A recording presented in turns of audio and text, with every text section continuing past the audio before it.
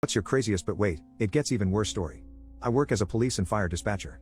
This in itself is stressful. In 2017, we were in the middle of a very busy evening with a major accident when I looked in our computer-aided dispatch, or CAD, and saw registration information. I realized it was the car my mom had just bought my 17-year-old daughter. But wait, it gets even worse. The accident was so bad, they were asking for multiple engines and rescues. Then I noticed the traffic units are being dispatched. This only happens with great bodily harm or death. But I couldn't leave, even though by now I had confirmed it was my family on scene. I had to get them help before I left work. The field units were barking out orders and demanding resource after resource.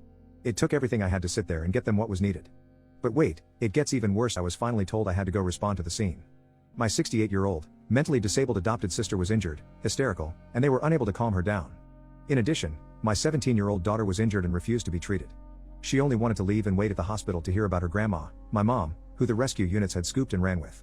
This means the paramedic felt my mom had a very slim chance of survival and she might make it out alive if she gets to the hospital quickly. My mom broke her both legs, both arms, all the fingers in her right hand, her pelvis, hip and back. She was in a medically induced coma. She miraculously survived but was bedridden for the rest of her life.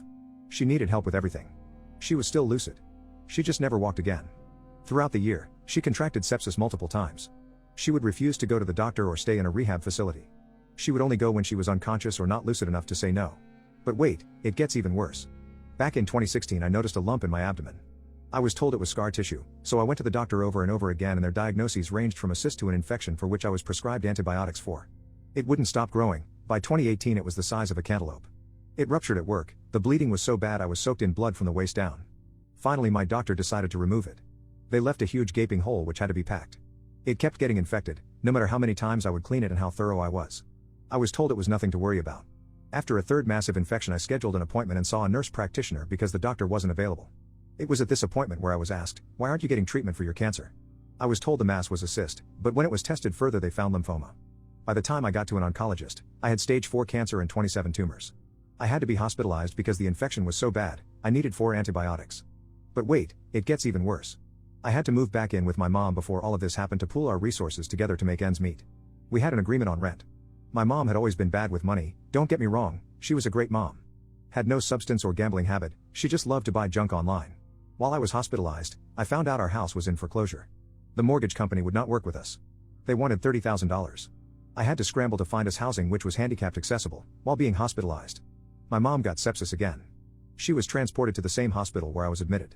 This time she was so bad, doctors recommended hospice. In this hospital, hospice was on the same floor as cancer patients. My mom died 400 feet from me, but I was not allowed in her room. I was not allowed to say goodbye. She had contracted MRSA and I was a patient with a very large open wound and a compromised immune system from the cancer. But wait, it gets even worse. I had a daughter I had to support so I worked right through chemo. I was in an incredible amount of pain and I was very sick. I was very cranky and my brain was fried from chemo. The quality assurance specialist was nitpicking everything we did as a department. I was accused of saying someone should shut her up, so she filed a complaint on me. They opened a whole investigation for the inappropriate comment I supposedly made but they refused to pull the video to show me where I said it. We are recorded at all times. I was told since I didn't remember, I must have said it, I was too tired, too sick and too weak to fight it. Most of my coworkers were very supportive, but there is always that one.